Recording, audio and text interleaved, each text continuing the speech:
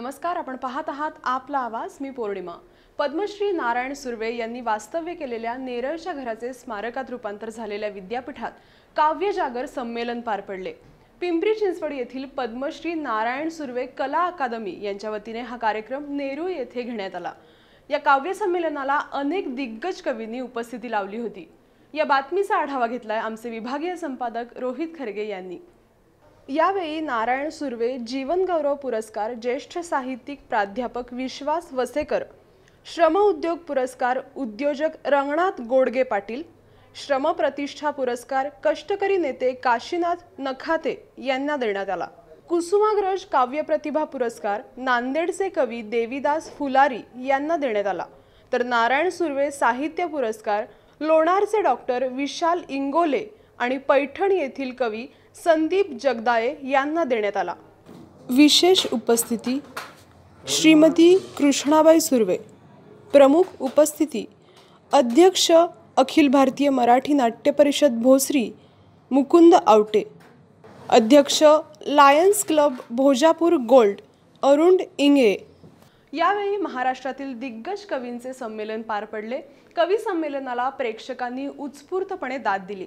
यावेळी पद्मश्री नारायण सुर्वे यांचे वारसदार असणारे कवी यांनी देखील आपल्या कवितांचे येथे सादरीकरण केले. गालीन मी साऱ्या ब्रह्मांडास पाठी, गालीन मी साऱ्या ब्रह्मांडास पाठी, सोडविन गाठी निकालांच्या. विश्वाचे गोकुळ खेळे माझ्या दारी, विश्वाचे गोकुळ खेळे माझ्या दारी, सूर्याची लगोरी टिचविन. डगांचा गा हत्ती, डगांचा गा हत्ती, बांधीन मी दारी, भरीन गागरी अमृताने. सुर्वे, तुम्ही आता असायला होतं हवं, पाहिलं असतं कष्टकऱ्यांचं साहित्य नवनव, ऐकलं असतं सबनीस सरांचं उद्घाटन पर सुभाष्य, कृष्णामाईच्या गालावरचं लाघवी इतिहास्य.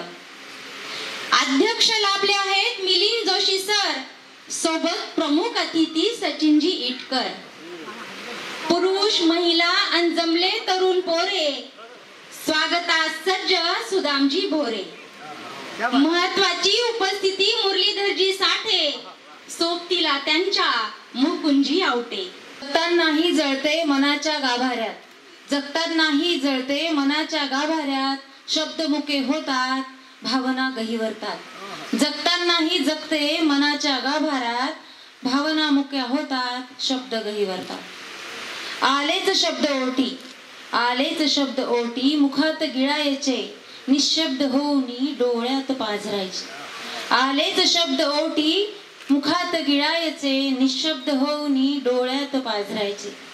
हे कविवर्या सुर्वे नारायणा, तसा तू थोडासा गुन्हाच केला आणि हस्ती दंती मनोऱ्यातल्या कवितेला फुटपाथ धावला, आणि हस्ती दंती मनोऱ्यातल्या कवितेला फुटपाथ धावला.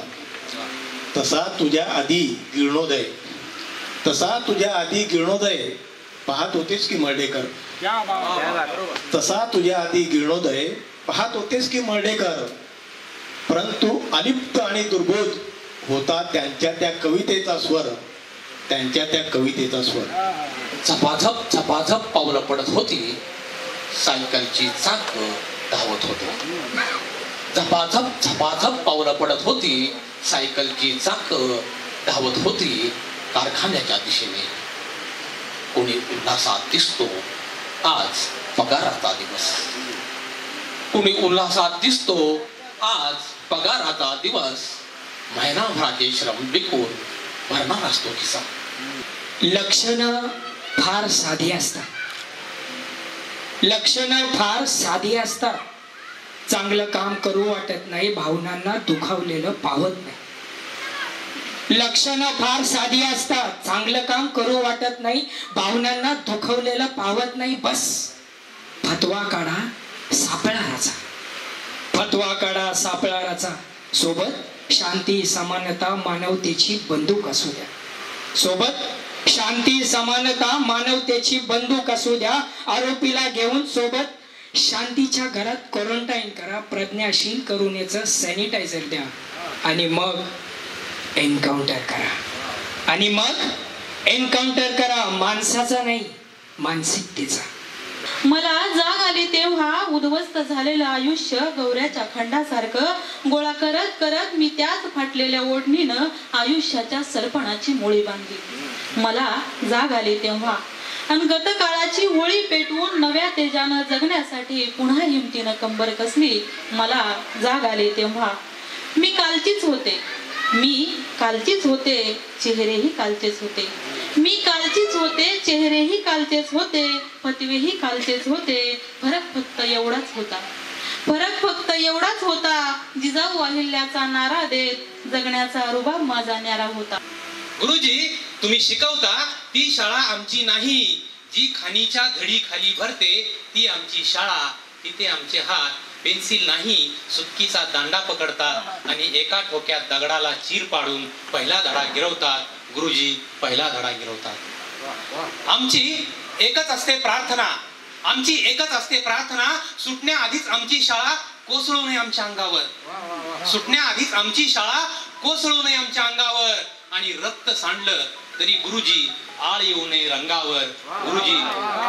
रंगावर. घामाच्या प्रत्येक थेंबात, कष्ट करणाऱ्या प्रत्येक हातात हल्ली मला कवी नारायण सुर्वे दिसतात. सुर्वे मास्तरांचा राबणारा कामगार, मातीशी इमान राखणारा कामगार जागोजागी भेटतो मला. त्याच्या गळ्यातलं घामानं भिजलेलं उपरणं पाहून सुर्वे मास्तर हल्ली भेटतात मला. पुरस्कार प्राप्त झालेल्या कवींसोबत कविराज उद्धव कानडे यांनी संवाद साधला.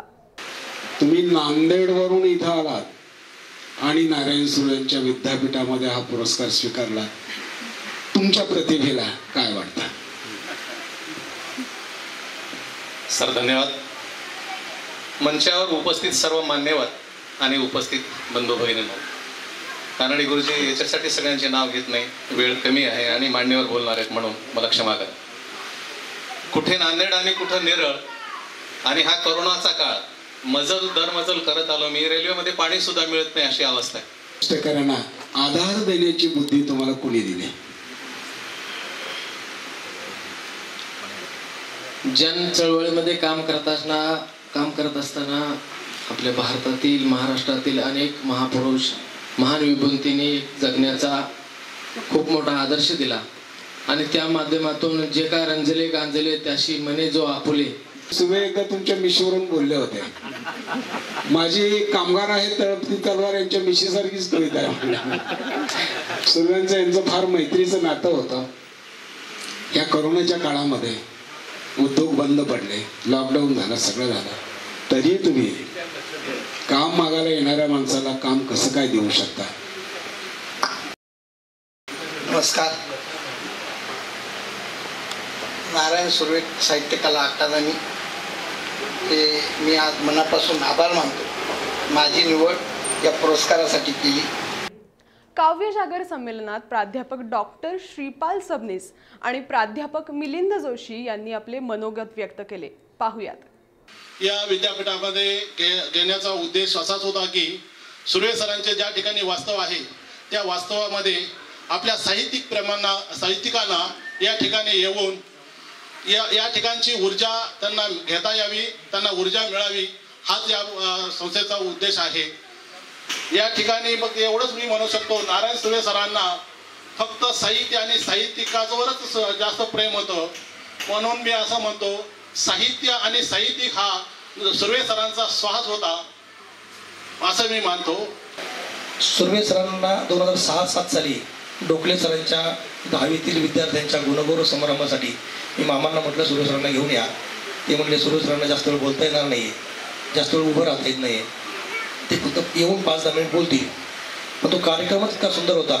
सुर्वे सर आम्ही बसून बोलण्याची विनंती केली, ते उभे राहिले आणि चक्क 35 ते 40 मिनिट त्या अव्याहतपणे मुलांबरोबर संवाद साधत होते. त्यांची जी अनामिक ऊर्जा आम्हाला त्या दिवशी दिसली. मर्ढेकरांना संवाद करणारी कविता ही इतकी सुंदर कविता आहे की विद्यापीठाच्या प्रत्येकाने ती जरूर वाचावी आणि विद्यापीठात शिकणाऱ्या किंवा विद्यापीठावर प्रेम करणाऱ्या प्रत्येकाने ती वाचावी. त्याला गाडगीळ आणि दुसरे केशवसूत म्हणले मर्ढेकरांना, तर खरं ते चूक आहे माझ्या दृष्टीने. दुसरे केशवसूत मर्ढेकर होऊ शकत नाहीत.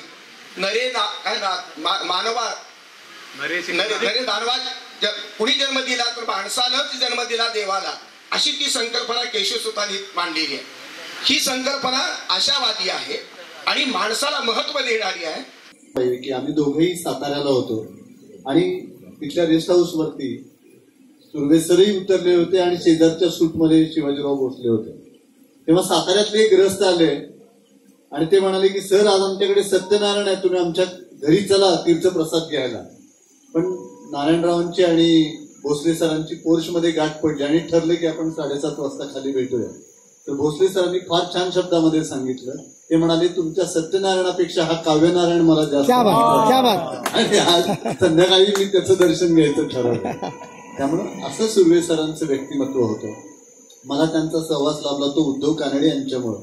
कार्यक्रमाचे संयोजन कल्पना घारे, गणेश घारे, पुरुषोत्तम सदाफुले, राजेंद्र वाघ, अरुण इंगळे, दिगंबर डोकळे, सुरेश कंक, बाजीराव सातपुते, जयवंत भोसले, अनिल खातळे, संगीता जिझुरे, इंद्रजित पाटोळे यांनी केले.